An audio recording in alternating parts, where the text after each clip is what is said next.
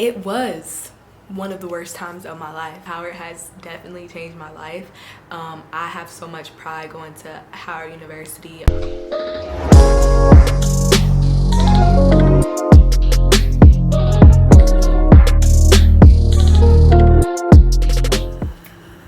Hey everyone, my name is Serena Bradshaw, where I'm all about using your influence for good. Today I'm doing an SB to PhD video. I have not done an SB to PhD in a long time.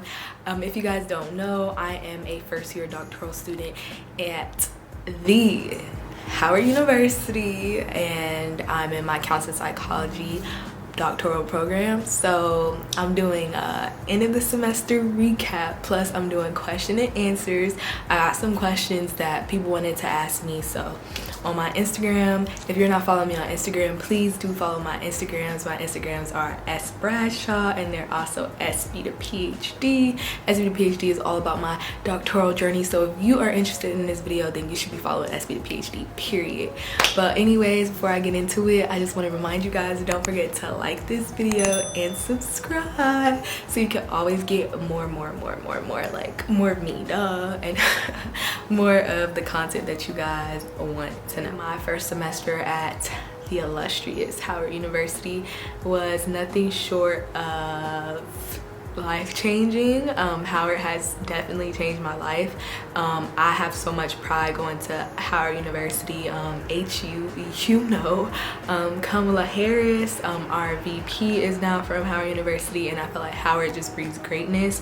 It's a great school with great culture, and even though I have not experienced the full Howard University experience, I know that I have no doubt, and I know that when I do, it's gonna be pretty lit, and I'm excited to even be in this area, to have gone to Howard. It's such a beautiful experience, and you know, my first semester in grad school, period, regardless of Howard or not, I feel like was emotionally taxing. It wasn't the hardest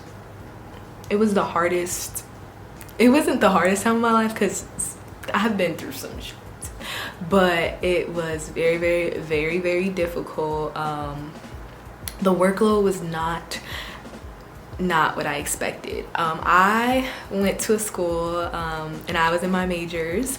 African American Studies made us read so much. Shout out to Dr. Wright, Dr. Bucks, Dr. Mason, and all my other African American Studies professors. They made me read so much that the reading in the course load is not that much to me now, just because I'm simply used to having to read 40 pages every other day. So reading is not a lot for me. The assignments are not a lot for me personally, but I do know that if you are not accustomed to that graduate level work, it is going to be a lot for you. The biggest thing I can say is have a planner, and so many other tips that I've already given in my how to stay organized in online school and graduate school videos, so you guys can go check that out. It's a lot. It is definitely a lot, but it is something that's very beautiful. I've grown so much as a woman. I have grown so much as a person. Graduate school and Howard has helped me professionally, it has helped me emotionally, it has helped me relationally, it has helped me introspectively, it has helped me think about where I want to go, who I am, and what I'm doing. So for me, I love it, and it's such a beautiful experience, and I would not trade it. So if I could say my experience, my first semester experience is, it's worth it. It's expensive as hell, so if you don't got financial aid, you better take out them loans, because it's worth it, or find other scholarships. The financial aid sucks.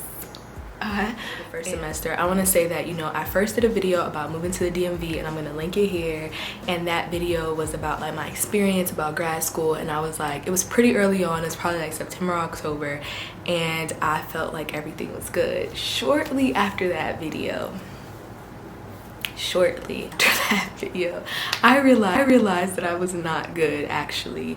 I'm a psychology student, so I'm learning a lot about past and trauma and all these different things, and it was extremely hard for me because I was learning about my childhood. I was learning about things that have triggered me. I was being basically triggered. So while I'm trying to, you know, become this great therapist, I'm also needing therapy. My mental health was literally probably so bad. It was one of the worst.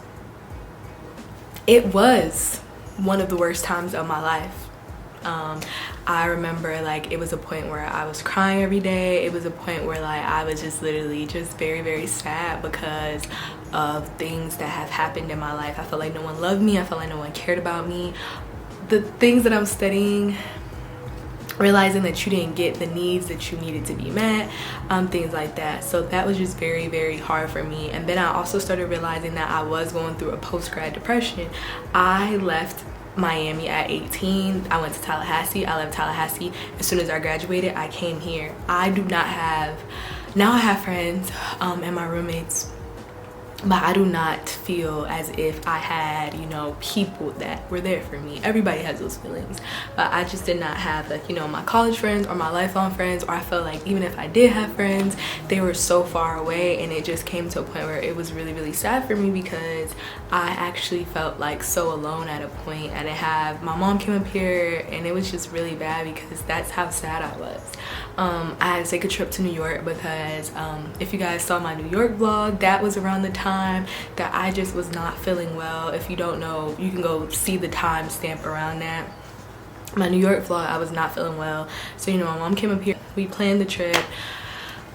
It was just really, really sad. My mental health was shot that semester, and I feel like it was just really bad. It drove me to get a therapist. I'm still getting into it, but if I did not have therapists, I would not have, you know, had made it. It just made me realize that honestly, you have to keep a relationship with God.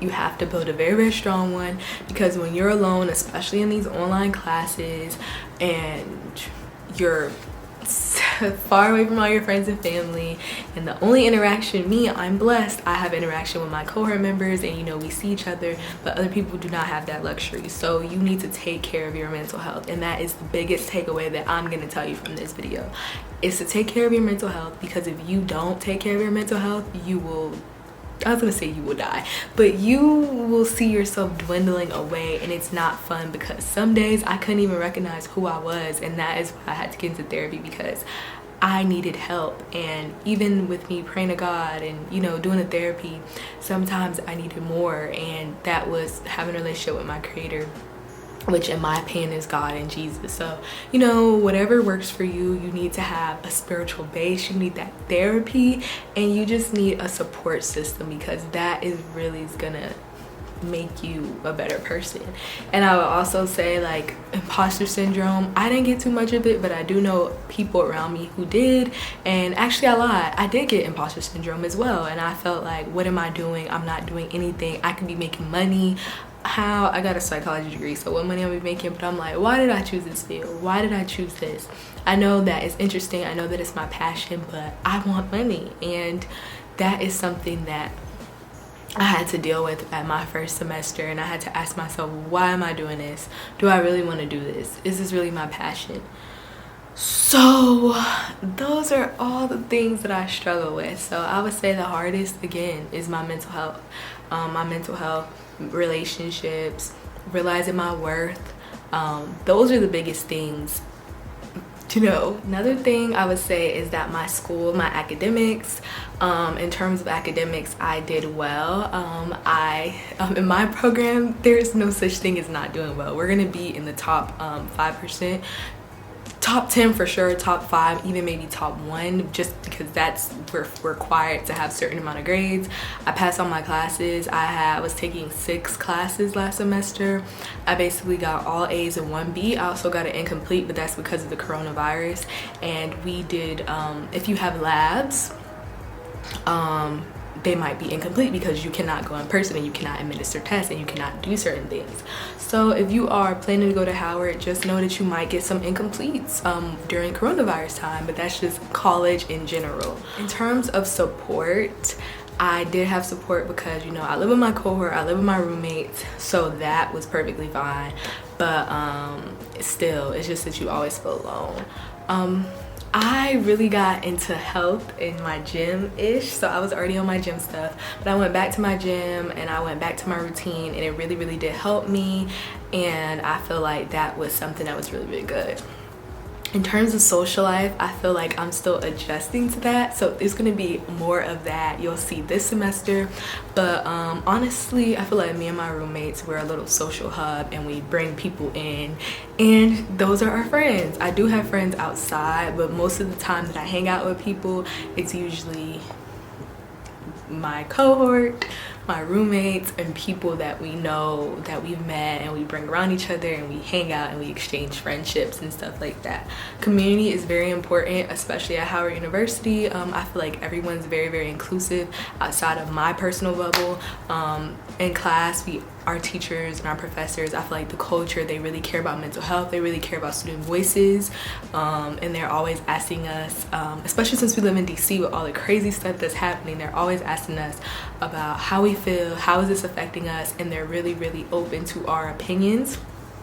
We were not about to have a spring break, as many schools weren't, and the graduate school council and a lot of other school councils, from what I know, they went to the president or the board or whatever, and now we're having a spring break. So I feel like that was very nice of Howard, and I feel like that is the benefit of going to HBCU. There's people like you that understand you, and they're very accommodating to mental health. I'm lucky to have went to schools that care about mental health, Florida State as well, but Howard, I could really say, in my opinion, really cares about mental health, and they really do care. The culture and the professors do as well. Professors give extensions from the ones that I know, but the culture of Howard, from what I've seen, is very caring, very inclusive, and it made sure that we, always understood that we could take sick days, that we could take mental health days, and let me tell you, Howard will send you an email for everything. So you're gonna know what's what at Howard. If you don't read the emails, that's your problem. That's my problem. I don't care to read all the emails, but they will send an email for every single thing, and they will notify you for every single thing. In terms of financial aid, let me tell you, financial aid is a horror story. I'm learning that at a HBCU. I used to go to a PWI, so I used to get my financial aid a week before, 2 weeks before, cashing out and balling out. I have bought my books, I've done this, I've done that. Listen, Howard, I'm already in school, no financial aid. Weeks in, no financial aid. They switched the programs. If you're coming to Howard, you're watching this video, the horror stories about financial aid is very true. The one thing that I can say about what Howard has done to improve their financial aid process is that since it's online and virtual, and people cannot go in person anymore, they do online Microsoft Team meetings where you can meet with somebody and they can answer your question, they can help you. Honestly, that has been very helpful. That is beautiful. They go back and forth with you on that. We're kind of going to Howard, get ready for the financial aid horror story, period. No matter how much you prepare, no matter how early you turn in your forms, no matter what, sis or bro, your financial aid will not be coming until a month later. So prepare, save money for that, and just does what it does. I would say my experience. I hope this helped you, and now I'm gonna get into the question and answer portion, so let's go. How do you think your experience would have been had you been on campus for your first semester versus how it went since you were virtual? So I feel like it would have been the same but more community basically, and I feel like I probably would have had some booze. I would have had a little boo thing or something, go to Howard. I would have been more in the young black professional realm, so I would have gone out more, I would have been socializing more. I feel like maybe it would have been harder because I wouldn't have been as focused, because I was gonna be outside. I was gonna be outside. And I feel like that's the only aspect. We would have had more interactions, we would have had more connections. I probably would have had closer relationships with some of my professors. I would have put up to their office hours like, what's up, and I would have been in there doing my homework. And we had like an office in our we have our own section in the school, so it would have been more like high school vibes. Let's go to the library together, studying like that. It would have been more of those things rather than studying here, doing homework here, being here in my room, so that's the only downside, honestly, is the social aspect. But other than that, I feel like it's pretty much the same. What was the most challenging yet fulfilling part of this semester? I feel like the most challenging but fulfilling part of this semester is turning in that last assignment. I remember I waited into the last minute to do my 2 last papers. They were papers that 20 pages, 13 pages plus, 20 pages plus, and I waited to the day before to do them. And it was hell. And I don't know why I did that, but I did it. I ended up getting an A on one and a B on another, so that was my most fulfilling experience. And as soon as it was over, I literally drank wine. I literally got drunk, I'm not gonna lie. Like, I celebrated, I turned up, and I was really happy and proud of myself because getting my PhD is for me, so it was a beautiful experience.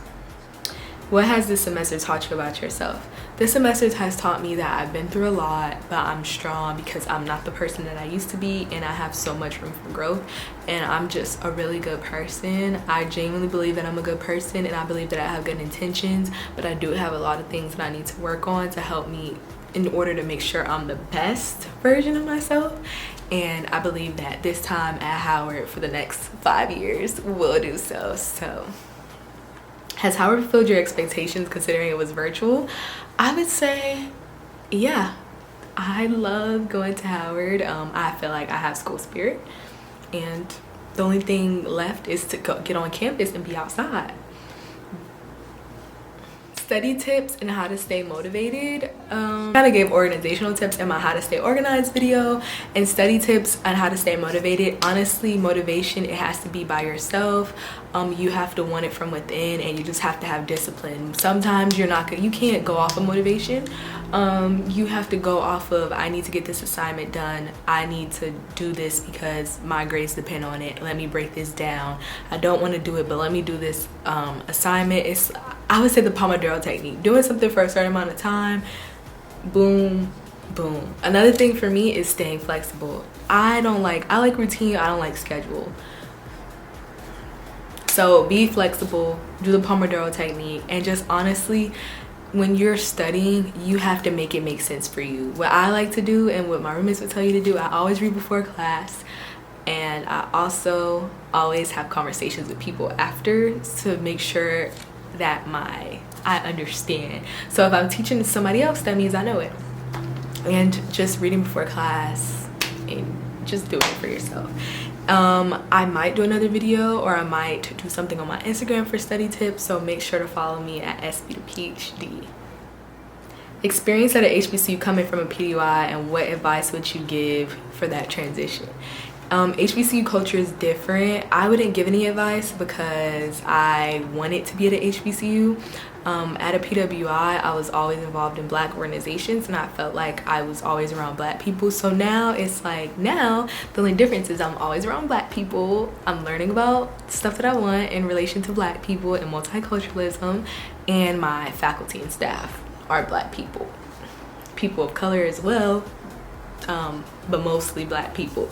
So my translation would be financial aid is not going to be as well. Structural institutional things are not going to be as timely, as prompt, you know, things like that. But at the end of the day, the constructs that are professionalism and the constructs that are these things we learn at PWIs, they're racist. So I would say going to HBCU is a life-changing experience. And if you've already been around Black people and you already kind of crave that deeper connection with a school that cares about Black people, then going to HBCU would be perfectly fine. Now if you have gone to a white HBCU and going to a Black whatever, it's going to be different. But I went to FSU, then I was right across the street from a HBCU, so the culture was different, but I still got to experience it, so it's not too much of a culture shock for me. My favorite accomplishment this semester, besides finishing, I would also say getting the journal position that I got last semester. And yeah, I have a list of PhD accomplishments. How was my first semester? I answered it in this video.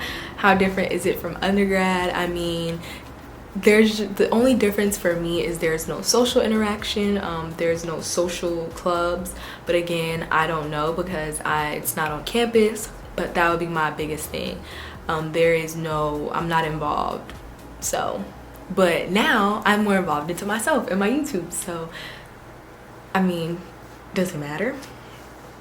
Alright guys, thank you guys so much for watching this video. Thank you guys so much for asking me those questions. Again, stop what you're doing right now, like this video, comment down below any questions that you have, or you know, how I helped you, or if you have more questions, let me know. I'll answer them down below. Make sure to check out my self-care videos because that's very big. Make sure to check out my moving to DMV Q&A, and also make sure to check out my how to stay organized in grad school video. They're loading up, so I'm giving you guys the formula. It's just up to you to stay this long to watch. But anyways, thank you guys so much for watching. Don't forget to subscribe, and I'll see you guys in my next video. Bye bye.